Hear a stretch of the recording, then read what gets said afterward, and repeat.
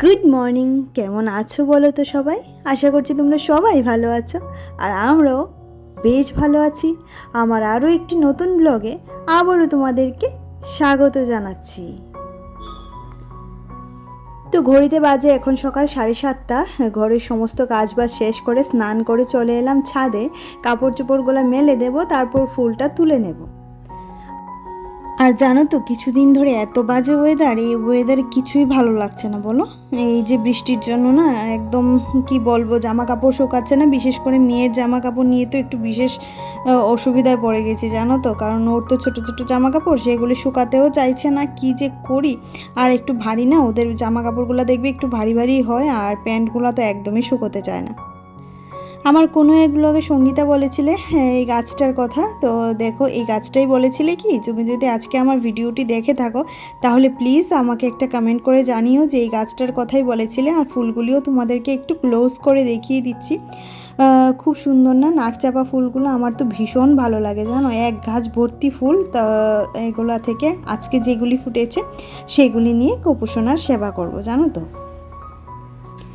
আর এই যে সকাল সকাল স্নান করা, তারপর গোপুসোনার সেবা করা, এটা না ভীষণ ভালো লাগছে ইদানিং। আমি দেখছি মানে যেদিনই আমি সকাল সেবা করতে পারি না, সেদিন একদম স্নান করতে না অনেকটা দেরি হয়ে যাচ্ছে জানো তো। সেই কারণে সমস্ত কাজ বাদ দিয়ে আগে স্নান করে গোপুসোনার সেবাটা করে নিই, তারপর অন্যান্য কাজের দিকে হাত দিই জানো তো। সেটা করলে মনে হয় অনেকটাই হয়ে গেছে। আর দুপুরবেলা যেহেতু গোপুসোনার সেবা আমি 3বার দিই, দুপুরের সেবাটা মিঠি মা করে নেয়, তো অতটা আমার চাপ হয় না, হয়ে যায়, অ্যাডজাস্ট হয়ে যায়। সন্ধেবেলা আবার আমি সেবা করি।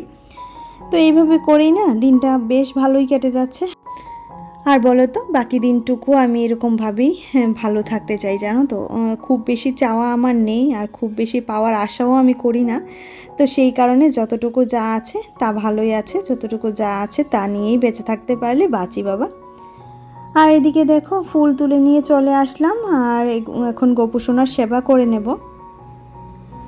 তো গোপুসোনার সেবা করার পর এই যে দেখো, এখানে গোপুসোনা বসে আছে কি সুন্দর ফুলের মাঝখানে মিটি করে হাসছে, তাই না? তোমরাও দেখে নাও গোপুসোনাকে। আর আমার গোপুসোনাকে সবাই কিন্তু ভীষণ ভালোবাসো। আমার গপু নয়, সবার গপু। তো গোপুসোনাকে কিন্তু তোমরা সবাই খুব আদর, খুব ভালোবাসা জানো, তার জন্য অসংখ্য অসংখ্য ধন্যবাদ জানাচ্ছি। আর যেহেতু আজকে সানডে, তো মেয়ে বায়না ধরেছে সে নাকি খাবে ম্যাগি। তো যথারীতি মেয়ের জন্য ম্যাগি করে নিলাম, আর আমার জন্য চা আর বিস্কিট নিয়ে নিলাম। এটাই আজকে আমার ব্রেকফাস্ট। আর ব্রেকফাস্টে খুব ভারী বেশি কিছু খাই না আমি, সেটা তোমরা সবাই জানো। তো মেয়েকে এবার দিয়ে দেব ম্যাগিটা। আর ম্যাগি তো খুব বেশি ভালো করে করতে হয় না, ওকে একটু সেদ্ধ করে দিলেই হয়ে যায়। আর বাইরে বৃষ্টি, ঘরে গরম গরম ম্যাগি, উফ দারুণ জমে যাবে, তাই না? আর এদিকে বাজার থেকে মিঠির পাপা কিছুটা সবজি নিয়ে এসেছিলো, তার মধ্যে ছিল কাঁকরোল, পটল, তারপর ঢেঁড়স, তারপর ছিল এটা তোমার টমেটো, কাঁচা লঙ্কা, আর ছিল ডাঁটা। তো সবগুলাকে না একটু আলাদা করে করে মানে একদম নেটের ব্যাগে করে ফ্রিজে রেখে দেব। আর এই কাজগুলি সময় করে নিলে কি হয় বলো তো, পরে আর চাপ থাকে না। তো আজকে ভাবছিলাম যে পরে করব, থাক রেখে দিই, কিন্তু না, আবার ভাবলাম সঙ্গের কাজ সঙ্গে করে নিলেই ভালো, তাই না? তো আলাদা আলাদা প্যাকেটে করে সব কিছুই রেখে দিচ্ছি, আলাদা আলাদা ব্যাগে করে। এবার মিঠি গিয়ে দেখবো মিঠি কী করছে, কারণ সে অনেকক্ষণ ধরে একা ওই ঘরে বসে আছে। আর বেশিক্ষণ না মেয়েকে আমি একা ফেলে আসি না জানো তো, কেন জানি একটা ভয় করে। কারণ সিঁড়ি দিয়ে উঠতে আমার মানে দরজাটা, যদি কেউ হঠাৎ দরজা দিয়ে ঢুকে পড়ে আমি তো আর খবর পাবো না, তাই না? তো সেই কারণে না একটা কান বলতে পারো, আর ব্রেনটা পুরোটাই ওর দিকে থাকে। এমনও হয় দিন গেছে জানো, ওর চিন্তা করতে করতে না অনেক সময় তরকারিতে লবণ দিতেও ভুলে যাই। কি বলো তো, কি করব বলো, মেয়ের জন্য তো অনেক সময় এরকম হয় জানো। আর ও যেহেতু একা একা থাকে, তার কারণে চিন্তাটাও একটু বেশি থাকে ওর জন্য। মাঝে মধ্যে বলি যে বাবা দরজাটা ছিটকিনি লাগিয়ে রাখ, কিন্তু সে মাঝে মধ্যে লাগায়, আবার মাঝে মধ্যে ভুলেও যায়। তো যথারীতি ভাত বসিয়ে নেওয়ার জন্য চালটাও ধুয়ে নিচ্ছি, কারণ এই মুহূর্তে রান্নাটা বসিয়ে দিতে হবে, কারণ অনেকটাই দেরি হয়ে গেছে। আর যদি দেরি করি তাহলে অনেকটাই সমস্যা হয়ে যাবে। তো সেই কারণে চালটাও নিয়ে নিলাম। আর আজকে না মাথায় ভীষণ পরিমাণে তেল দিয়েছি, তার জন্য না টাক বেরিয়ে গেছে জানো, কারণ মাথায় আমার চুল নেই একদমই বললেই চলে সামনের দিকে। আর এই বর্ষার সিজনে আরও অনেক পরে একদম শেষ হয়ে যাচ্ছে, তো সেই কারণে না একটু তেল দিলাম। তেল না দিলে না মাথাটা ভীষণ ঘুরছিল, তো তেল দিয়ে আজকে তো আর শ্যাম্পু করা হয়নি। আগামীকালকে আমার মেয়ের জন্মবার, সেদিনও আমি শ্যাম্পু করব না। তো দেখি মঙ্গলবারে তো শ্যাম্পু করা যায় না, দেখি বুধবারে করব নাকি। আর আজকে না শুধু শুটকি মাছের তরকারি রান্না করব। বর আজকে দুপুরে বাড়িতে খাবে না, তো তার জন্য না আমি আমার মন মতো করে শুটকি মাছের তরকারি রান্না করব। মিঠি আর আমি খাবো জানো। আর এগুলো হচ্ছে বজুরি ট্যাংরা আছে না, বজুরি ট্যাংরা মাছের শুটকি। আর শুটকি দেখে যারা যারা নাক সিটকেও তাদেরকে বলে রাখি, যারা যারা খেতে পারো না, ভালো করে শুটকিটাকে গরম জল দিয়ে 4 থেকে 5 বার করে ধুয়ে নেবে, তাহলেই শুটকির যে একটা বাজে গন্ধ থাকে সেটা চলে যায়। আর এমনি তো পেঁয়াজ রসুন পড়লে সেটার গন্ধটা আরও সুন্দর হয়ে যায়, তাই না? আর এই শুটকিটাতে কিন্তু খুব বেশি একটা বাজে গন্ধ থাকে না। আর মেয়েও না এই শুটকি মাছটা ভীষণ ভালোবাসে খেতে। তো সবজি দিয়েই আজকে রান্না করব, ঝিঙে আলু আর করব কাঁঠালের দানা দিয়ে। আর এভাবে রান্না করে একবার খেয়ে দেখো, ভীষণ ভালো লাগে। কিন্তু খুব বেশি ঝাল দেবো না, কারণ মেয়ে যেহেতু খাবে। কয়েকটা কাঁচা লঙ্কা এমনিতেই দিয়ে রাখবো, আমি খেয়ে নেব ডলে। আর মেয়ের জন্য তো কাঁচা লঙ্কা মানে ঝালটা খুব বেশি দেওয়া যায় না, ঝাল খেতে পারে কিন্তু খুব বেশি ঝালটা তাকে দিই না জানো তো। আর এদিকে আলু আর কাঁঠালের দানাটা একটু কেটে ভালো করে সেদ্ধ করে রেখেছি। এবার এটাতে একটু মশলা দিয়ে দিলাম, তাতে আছে পেঁয়াজ আর রসুন বাটা, তো এটাই দিয়ে দিলাম। আর বাটি ধোয়া জলটা একটু দিয়ে এটাকে ঢাকা চাপা দিয়ে দেবো। নামানোর আগে শুটকি মাছটা দিয়ে আরও ভালো করে রান্না করে তারপর নামিয়ে নেব, তাহলেই রেডি হয়ে যাবে। দেখো আমার রেডিও হয়ে গেছে তোমাদের সাথে কথা বলতে বলতে। শুটকি মাছের তরকারি আর খুব কম তেল দিয়ে রান্না হয়েছে, তো ভালোই লাগছে দেখতে, আর খেতেও বেশ ভালো হয়েছিল। আজকে দুপুরের মেনুই শুধু এটা জানো, আর কিছুই রান্না করবো না। মাছ টাছ কিছুই খেতে ভালো লাগছে না, কেন জানি না রসা কষা খেতে ইচ্ছে করছে, তাই এটাকে একটু শুকনো শুকনো করে করলাম। আর লঙ্কা আছে, ডলে খেয়ে নেবো, ঝাল ঝাল তো হবেই।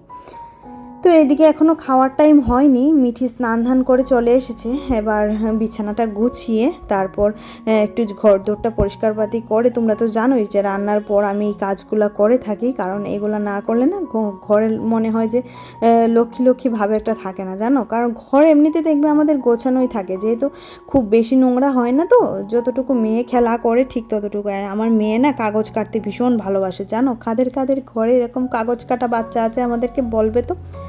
তো এই হচ্ছে অবস্থা। তো ও এদিকে কালার করেছে, আর সারাটা বিছানার বেড কভারটা কালার দিয়ে ভরিয়েছে জানো। কিন্তু কি করব, এই মুহূর্তে কিছু বলার নেই। তো তো ওর ব্রাশ পেনগুলো দিয়ে কালার করেছিল, সেগুলোকে বললাম যে জায়গাতে নিয়ে রাখ। আর এখানে 2-3 দিনের জামা কাপড় জমেছে, এখন এটাই হচ্ছে 2-3 দিন করে করে জামা কাপড় জমছে, আর 2-3 দিন পর পর ভাঁজ করছি। এই ড্রেসটা শুকাতে 3 দিন লেগেছে জানো, মেয়ের স্কুল ড্রেস তো। আর প্যান্টগুলোও 2 দিনের আগে তো শুকাচ্ছেই না, কী যে করি বুঝতে পারছি না। তো চলো এই মুহূর্তে আমি আমার মিষ্টি মিষ্টি কিছু দিদি বোনেদের নাম নিয়ে নিই।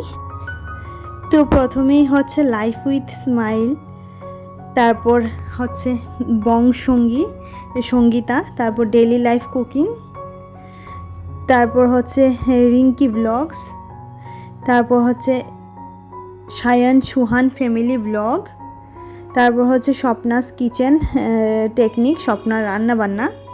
উনি তো ভীষণ ভালো ভালো রান্নাবান্না দেখান, বেশ ভালো লাগে। তৃষা ঋষা কলকাতার থেকে ঋতু দিদি ভাই, যাদের যাদের নাম জানি তাদের নাম বলছি, না হলে চ্যানেলের নামটাই বলছি, কি করব বলো। তারপর হচ্ছে সম্পার ছোট্ট রান্নাঘর, তারপর হচ্ছে শ্রেয়াসেন মমের শ্রাবন্তী, তারপর মনিকা দিদিভাই আর শাবানা ব্লগস। তো এরা প্রত্যেকে এত সুন্দর করে আমাকে সাপোর্ট করছে দিনের পর দিন। আর আমি চাইবো কি বলো তো বন্ধুরা, যাতে যে মানে একদম প্রথম থেকে যেরকমভাবে সাপোর্ট করছো ঠিক সেরকমভাবেই তোমরা আমাকে সাপোর্ট করতে থাকো, ভালোবাসতে থাকো, কারণ তোমাদের এই সাপোর্ট, তোমাদের এই ভালোবাসার ভীষণ দরকার। আর দেখো এখানে মেয়ে বসে আছে, এবার বলছিলাম কখন থেকে স্নান করার কথা, বাট সে তো শুনছেই না, সে নাকি আরেকটু টিভি দেখবে। আর এই রোববারটা হলেই যা বাচ্চাদের হয় সমস্যা জানো। তো তারপর আর কিছুই শেয়ার করা হয়নি। খাওয়া দাওয়া করলে একটু বেরিয়ে পড়লাম, কারণ আমরাও তো ভাই হাউস ওয়াইফ, আমাদেরও ইচ্ছে করে সপ্তাহে অন্তত একটা দিন একটু ঘুরে আসতে, তাই না? যাদের সুযোগ আছে তারা বেরোতে পারে, আর যাদের সুযোগ নেই, যেমন আমাদের মা, শাশুড়ি মা, ওদের তো আর প্রত্যেক সপ্তাহে বেরোনোর সুযোগ হয় না। তো যেহেতু আমি মিঠির পাপা আজকে একটু বাড়িতে আছে, তো সেই কারণে ওকে বলছিলাম চলো তিনজনাতে মিলে একটু সাই বাবার মন্দিরে গিয়ে ঘুরে আসি। আর কোথায় যাব, আশেপাশে এখানেই যাওয়ার জায়গা আমাদের। যেহেতু আজকে সানডে, মেয়েটারও মনটা একটু খুশি হলো। আর যেহেতু জানো তো বাচ্চাদের মন রাখার জন্য মাঝে মধ্যে কিন্তু বেরোতে হয়, দেখবে ওদেরও একটু মানে মনের খোরাকের দরকার আছে, তাই না? তো সেটাই আমি মনে করি। তো সেই কারণেই মেয়েকে নিয়ে বেরিয়ে পড়লাম, যথারীতি চলেও এসেছি এখানে মন্দিরে। আর এই মুহূর্তে না ভীষণ বৃষ্টি পড়ছে, বাড়ি থেকে বেরিয়েছি রোদ দেখে, তারপর মেঘ করলো, তারপর চলে এলো বৃষ্টি হচ্ছে অবস্থা। তো এই যে যেখানে এলে আমার ভীষণ ভালো লাগে, জানো তো, এই জায়গাতে খুব ভালো লাগে। তো এখানেই আসি প্রায় প্রত্যেক রোববারই, আগে আসতাম, কিন্তু এখন তো আর সেই নিয়ম করে প্রত্যেক রোববারে আসা হয় না, বাট যেদিন যতটুকু সময় পাই সেদিন আসিই তো। আর এই যে মিঠিমা এবার মন্দিরে যাবে, ওর পাপার জন্য দাঁড়িয়ে আছে, সে আবার গেছে গাড়ি রাখতে। আর জানো তো বন্ধুরা, এই জায়গাতে আসলে আমার এতটা ভালো লাগে, কারণ মানে ভীষণ শান্তি লাগে এই জায়গাতে আসলে, মনে হয় একদম ঠান্ডা নিরিবিলি পরিবেশ, তো বেশ ভালো লাগে এই জায়গাতে আসতে। তো আগে তো প্রত্যেক রবিবার করে আসতাম, এখন আর সেই করে নিয়ম করে আসা হয় না গো, মাঝে মধ্যে আসি আর কি। তো এখনও পর্যন্ত যারা যারা আমার ভিডিওটি দেখছিলে তাদেরকে অসংখ্য ধন্যবাদ জানাচ্ছি। আর যারা প্রতিদিন ভিডিও দেখো অথচ চ্যানেলটাকে সাবস্ক্রাইব করোনি, তাদের কাছে একটা রিকোয়েস্ট, প্লিজ আমার ভিডিওর এইটুকু অংশ যদি তোমাদের ভালো লাগে তাহলে চ্যানেলটা সাবস্ক্রাইব করে রাখতে পারো, পাশে থাকা বেল আইকনটাও ক্লিক করে রাখতে পারো, যাতে করে আমি যখনই কোনো ভিডিও আপলোড করব নোটিফিকেশানটা তোমাদের কাছে চলে যায় আর তোমরা ভিডিওটি সিন করতে পারো। তো আজকের মতো চলো ভিডিওটি এখানেই রাখছি। এখন বাড়িতে যাব, গোপুসোনাকে নিদ্রা দেব, মানে গোপুসোনাকে শয়ন দেব, কারণ গোপুসোনা তো আমার মুখ চেয়ে বসে থাকে বলো, তাই না? তো গোপুসোনাকে সেবা হয়ে গেছে, এবার নিদ্রাতে মানে শয়নে দিয়ে দিলাম। এবার চলো আজকের মতো তাহলে টাটা, বাই বাই। সবাই ভালো থেকো, সবাইকে ভালো রেখো, আর সবাই ভালো থাকার চেষ্টা করো, কারণ জীবন একটাই, জীবন চলে গেলে তো আর আসে না। তো এই জীবনে যতটুকু যা ভালো থাকা যায় ঠিক ততটুকুই ভালো থাকার চেষ্টা করো, কারণ ভালো থাকাটাই হচ্ছে জীবনের মূল কথা। বিভিন্ন মানুষের ভালো থাকার দিকটা বিভিন্ন, যেমন আমার একটু ঘুরে আসার পর মনটা একটু ভালো হয়েছে, এখন দেখবে অনেকটাই কাজ করে নেব, আমার এরকমই লাগে, জানো তো, খুব বেশি চাহিদা আমার নয়। তো চলো টাটা, বাই বাই।